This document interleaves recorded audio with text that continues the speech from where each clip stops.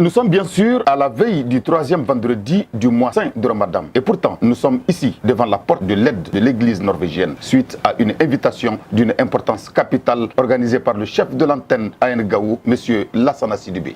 Renouveler nos sincères remerciements à l'ensemble de nos partenaires, ceux qui ont pu faire les déplacements et ceux qui n'ont pas pu le faire. Nous savons que le mois de Carême est un mois très contraignant, mais malgré tout, les gens se sont déplacés massivement pour que nous ayons ces temps de communion entre nous. C'est plein de symbolique. D'abord, c'est esprit de partage, esprit de renforcement de la cohésion et même esprit de renforcement du partenariat. Je vais saisir aussi l'occasion pour remercier nos collègues de Kidal et de Menaka. Pour une fois, ils ont pu coïncider avec ça, une heureuse occasion. Ça nous a beaucoup réconforté d'être ensemble avec eux pour fêter cette rupture collective, comme on l'appelle dans notre jargon interne ici. Que l'AN est aux côtés des communautés, l'AN est aux côtés de ses partenaires, de la société civile, de toutes les communautés de personnes au Mali et au nord du Mali. C'est ça qui fait que l'AN est en train vraiment de travailler au Mali depuis 1984 jusqu'à nos jours. Des incidents majeurs.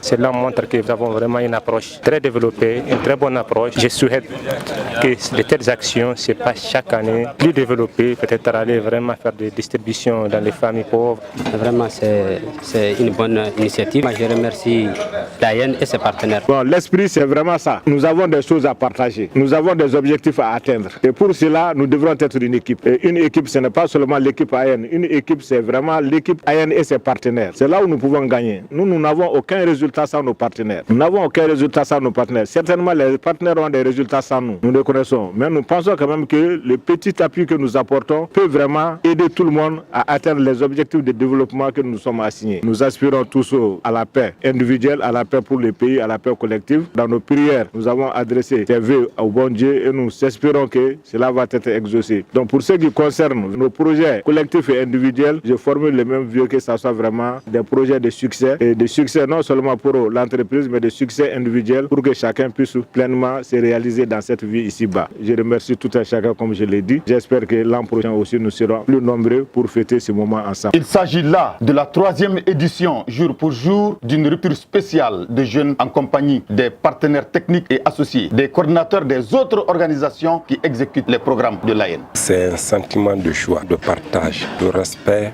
de tradition que l'AN nous invite à chaque mois de carême à partager le festin collectif qui regroupe l'ensemble des partenaires, l'AN et la société civile. Ceci étant, c'est une première, donc historique, dans le cadre de la collaboration avec les ONG nationales. Pour la première fois, une ONG nationale sur le plan religieux invite les religieux de partage sacré. Sinon, on a l'habitude de nous inviter par rapport au départ d'un coordinateur ou l'arrivée d'un coordinateur. Mais pour la première fois dans la région de Gao, un partenaire qui s'y marque dans cette stratégie, on le dit haut et fort, c'est l'AN.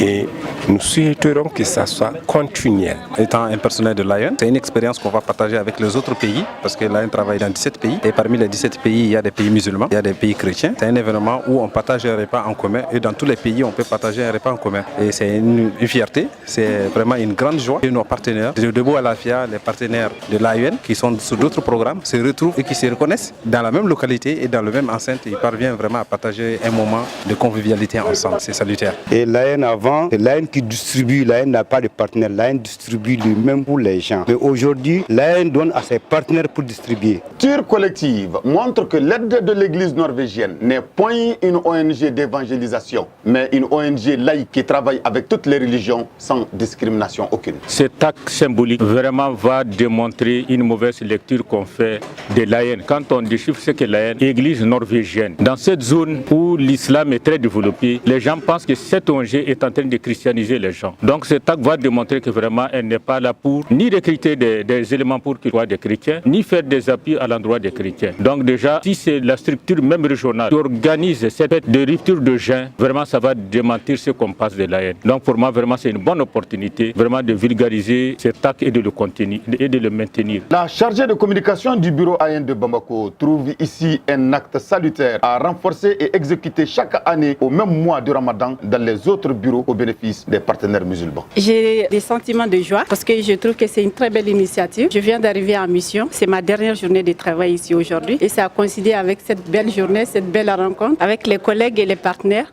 Donc, je n'ai que des sentiments de joie. C'est vraiment une initiative à encourager. À Bamako, on ne fait pas des choses comme ça, mais à partir d'aujourd'hui, à ma qualité de chargé de communication interne, je crois qu'on va initier des journées comme celle-là. Ce fut des moments intenses de retrouvailles et de reconnaissance. Pour Abdoulaye Yacouba Meiga, coordinateur du programme Debo Alafia, Gao Menaka, il nous livre ici. Le mois de Carême est un mois béni de Dieu, de pardon, de prière. Quand les gens prient ensemble, on se fait des bénédictions. Cette paix tant souhaitée par les Maliens, on peut avoir cette paix-là. Ce repas symbolique, ça renforce la cohésion sociale. Quel que soit le programme, de se connaître, de partager ces petits moments ensemble.